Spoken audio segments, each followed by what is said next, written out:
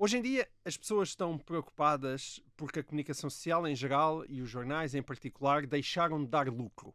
O que eu te perguntava era, será que quando os jornais surgiram e se multiplicaram, o lucro era a grande prioridade dos seus proprietários?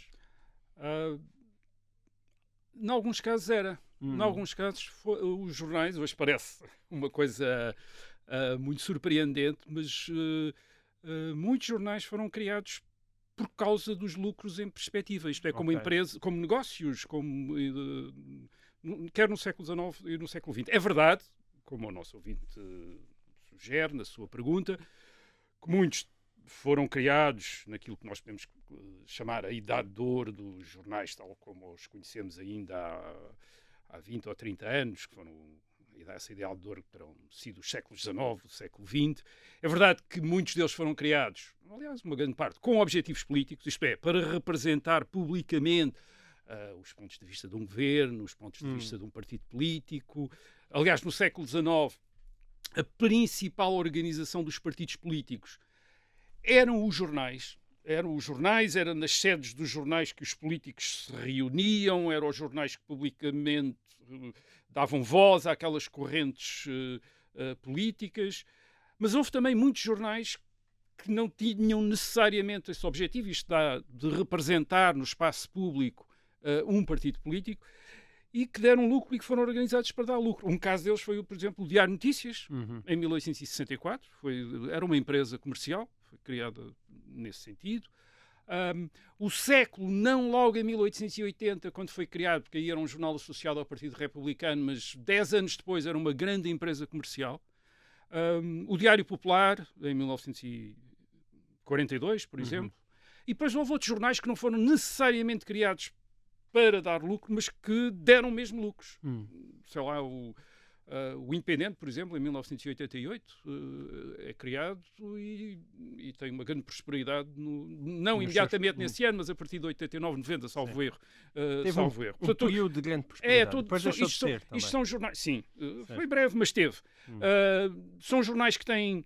Estes jornais que eu estou a referir são jornais que tiveram grandes tiragens, grandes impactos durante vários anos, em algum caso mesmo durante muitos anos, e que fizeram mesmo fortunas. Por exemplo, o Século.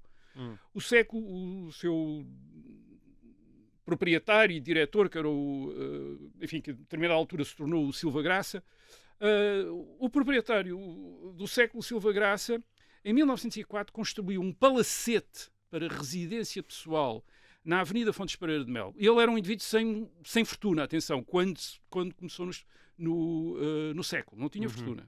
A fortuna dele vem do Século, vem do jornal do Século. E ele faz este palacete, e este palacete era tão grande e tão luxuoso que, depois dele morrer, é vendido para se tornar um hotel de luxo, que foi o Hotel Avis, que foi o hotel onde o Carlos Gulbenkian se hospedou nos anos 40, quando veio para Portugal durante a Segunda Guerra Mundial. Portanto, o hotel já foi demolido, mas era o hotel mais... Enfim, há imagens dos interiores do hotel.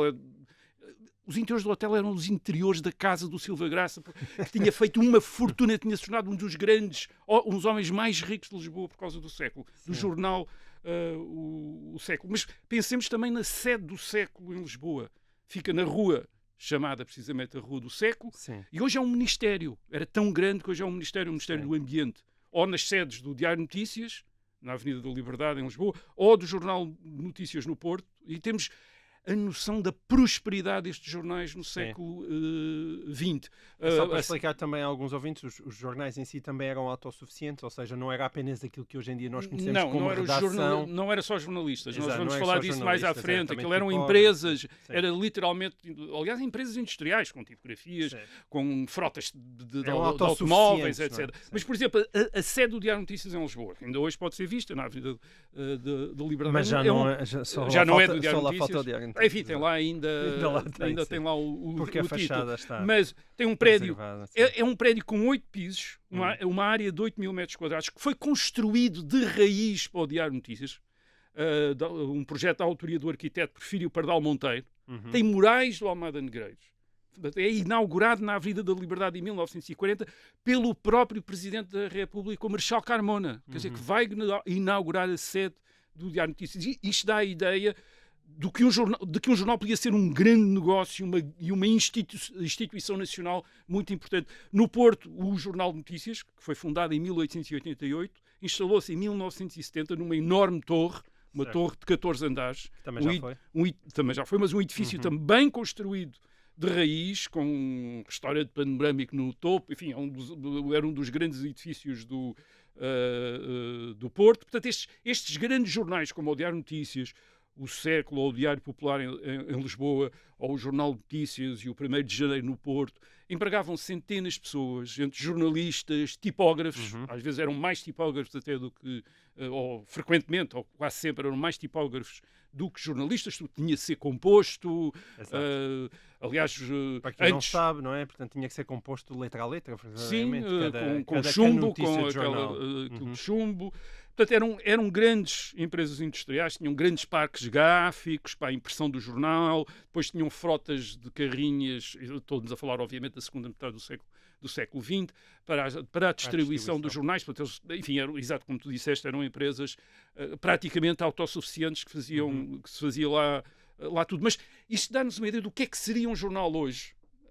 A mandar construir uma torre de 10 andares na Baixa de Lisboa, com um projeto de Cisa Vieira, com murais, digamos, de Paula Rego. Hoje ninguém acreditava que isso seria possível, mas foi na década de 1940.